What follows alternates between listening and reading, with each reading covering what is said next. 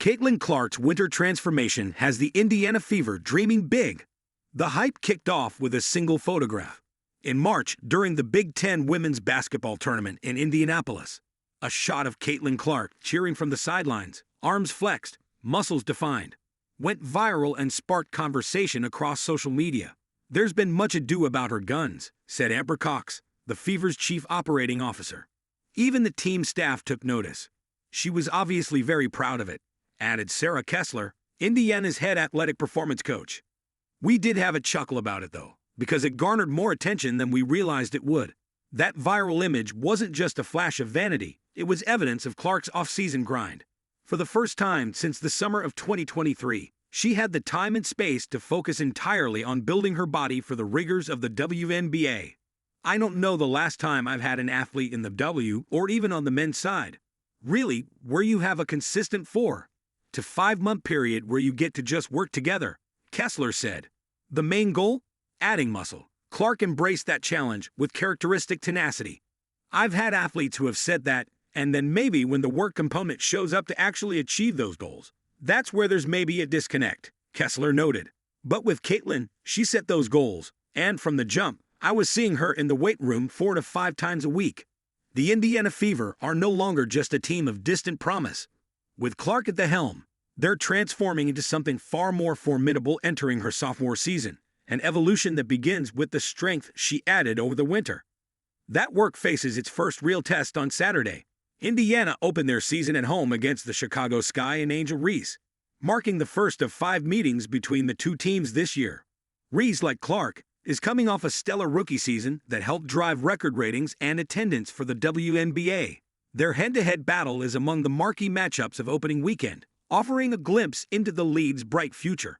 "Rivalries are real, and that's what makes sports so amazing," Clark said. "There's certain teams that those games just mean a little bit more. We come out here and play the same way every night, but a rivalry gets the fans involved, and they love it." Clark's rapid development has been a revelation to head coach Stephanie White, who returned to Indiana this offseason after a successful stint with Connecticut. "There was a lot thrown at Caitlin from day one. New league, new players, everybody's bigger, faster, stronger," White said. "But she's incredibly hardworking and a high IQ player. She wants to get better." The odds makers seem to agree. Clark has been installed as the favorite to win Most Valuable Player this season, underscoring just how transformative her off-season work is expected to be. Clark herself acknowledged that adjusting to the physicality of the WNBA was the biggest hurdle in her rookie season, one that opponents exploited. This time around, she's determined to flip the narrative. "Going into year 2, I feel like I have experience in this league. I know what to expect. I know how training camp works. Just having that experience of how things operate has provided me with a lot of confidence," she said. That confidence was evident during the Fever's 81-76 preseason win over the Atlanta Dream, where Clark's newfound strength was immediately apparent. She moved with ease, her trademark deep threes looking even more effortless. Her drives to the basket were powered by strength she didn't have last season, and the velocity on her passes mirrored the work she put in over the winter.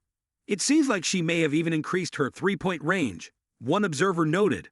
Her logo bombs were on display, and the ease with which she launched them was striking. The Fever underwent a significant roster overhaul during the offseason, with general manager Kelly Kroskoff and head coach Amber Stocks prioritizing veteran leadership. Bonner, Howard, and Sydney Colson were brought in to infuse the roster with experience and championship pedigree. "I think the main thing we were lacking last year was experience," Clark noted. "Adding really great vets like DB, Bonner, and Sid, Colson, and Tosh, Howard, and putting that experience around us. That's what's going to really help us." Bonner, who joined the team after a decorated stint with Connecticut, praised Clark's leadership and playmaking skills. "She's a dynamic player. She just makes everyone around her better. Being on this side of the ball with her is a lot more fun than guarding her. That's for sure," Bonner said. Her presence, along with Howard's, injects a sense of urgency and wisdom that the Fever desperately needed.